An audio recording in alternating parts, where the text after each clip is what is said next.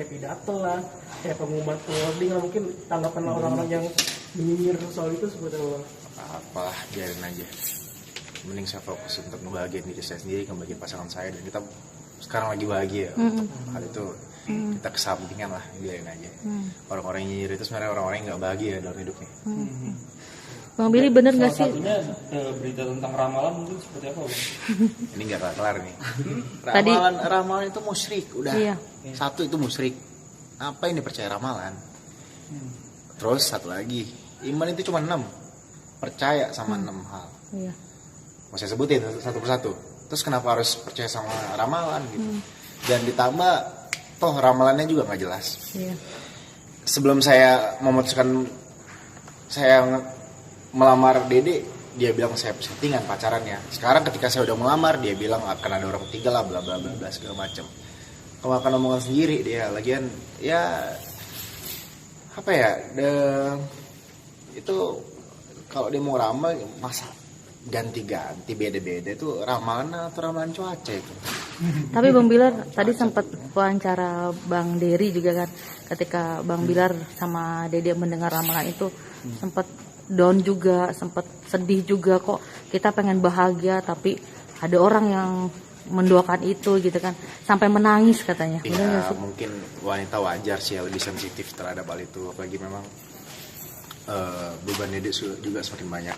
Ketika kita sekarang udah menuju hari bahagia, akan ada banyak percobaan, akan ada banyak orang yang nyinyirin. Kalau saya sendiri pribadi, ya saya alhamdulillah udah cukup kuat dengan hal itu. Dari awal saya sama Dede dikata-katain, direndahin, diremehin, dibilang pansos lah apalah. Orang yang pansos sama saya, yang jelas-jelas pakai nama saya untuk menaikkan engagement-nya, untuk menaikkan YouTube-nya, itu nggak pernah saya katakan mereka pansos. Ya udah, itu kita saling berbagi keberkahan. Tapi saya dari awal dikata-katain, udah cukup kuat mental saya untuk nahan semua itu. Dan soal ramalan juga dari awal dia juga udah bilang segala macam. Mereka lah settingan, saya dibilang memanfaatkan Lesti lah segala macam. Tanpa dia tahu fakta sebenarnya gitu. Dia cuma bisa berasumsi tanpa bahkan nih.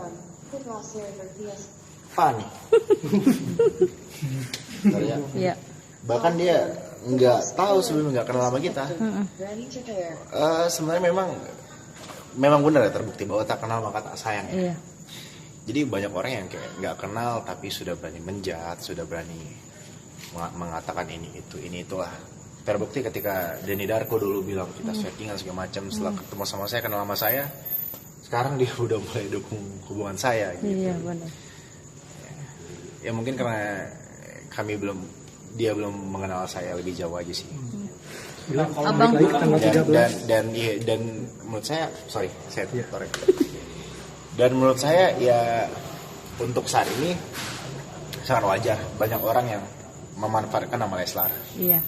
Ya nggak usah inilah kita Berbagi rezeki aja. berbicara realita lah, bahwa banyak banget orang-orang yang pakai nama Leslar segala macam, bahas ini itulah.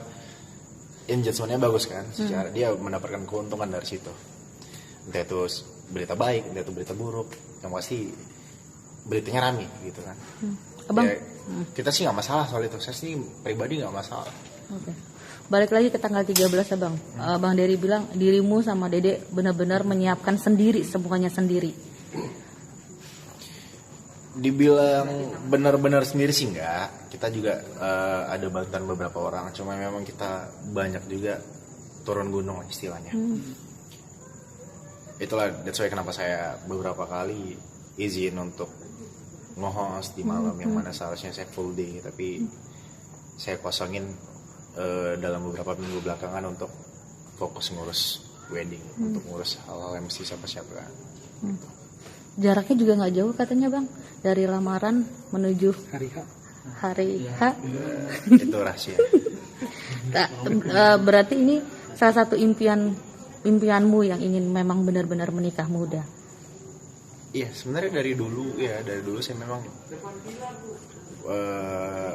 pengen gitu ya nikah muda dari umur 21. Cuma memang saat itu saya mikir bahwa lebih berpikir realistis saat itu sih. Ketika umur 21 saya pengen nikah umur 23, umur 17 saya pengen nikah umur 21, lalu melewati 21 saya pengen nikah umur 23. Ketika 23 saya ngerasa belum punya apa-apa saat itu. Maksudnya saya belum ngumpulin aset, rumah dan segala macam. Namun ketika alhamdulillah Tuhan ngasih saya, menguji saya atau memberikan kepercayaan saya, memberikan anugerah luar biasa buat saya, di mana saya alhamdulillah sudah punya segalanya, sudah bisa mewujudkan cita-cita yang dulu saya impikan. Menurut saya ada satu yang kurang, yaitu saya harus nikah, saya harus ibadah gitu. Saya harus menyempurnakan separuh agama saya, dan akhirnya pilihan saya jatuh pada Lesti yang memang saya merasa bahwa ini anak bisa melengkapi apa yang kurang dalam diri saya, bisa menjadikan saya sosok yang sosok raja, dan sosok yang saya butuhkan gitu, yang saya butuhkan dan saya ingin. Akhirnya saya memutuskan ya udah nggak perlu lama-lama ya, saya akhirnya memutuskan untuk nikah. Bawa orang tua saya ke rumah orang tuanya, lalu kita pun ngobrolin soal itikat baik saya, bahwa saya ingin menikah dengan Lesti. Sumatera.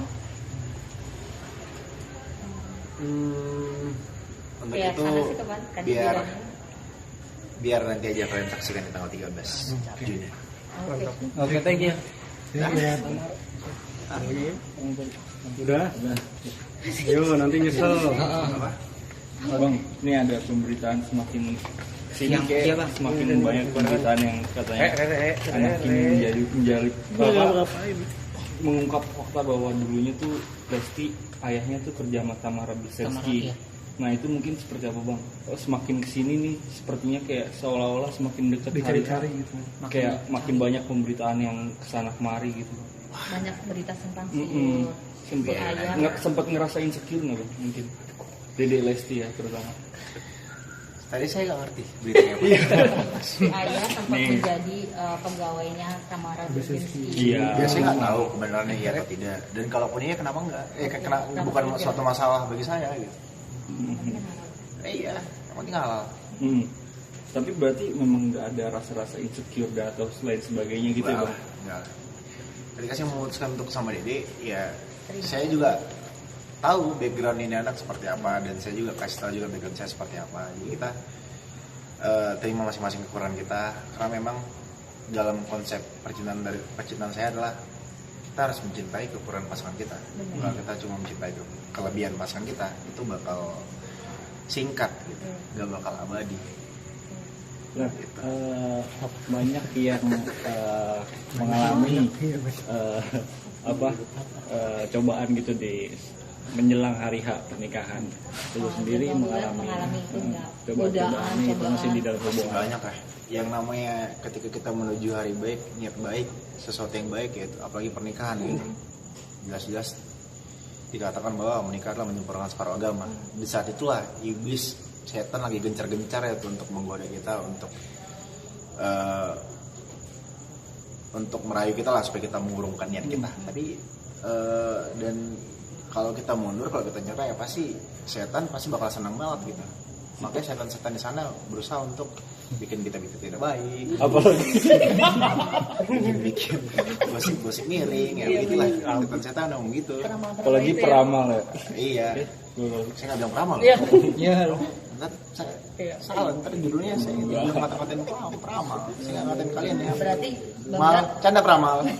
Berarti Bang Bilar mengalami itu lah ya, bisa dibilang seperti itu. Ya pastilah.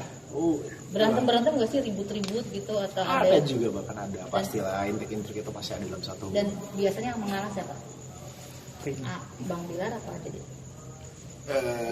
Kita sih saling mengerti ya, karena kita sadar bahwa dalam satu hubungan harus ada yang namanya saling meredam ego masing-masing. Ketika saya ngerasa saya yang salah, pasti saya yang minta maaf duluan, begitu juga sebaliknya. Dan kita nggak pernah ribut yang sampai lama. Oke, Oke, thank you.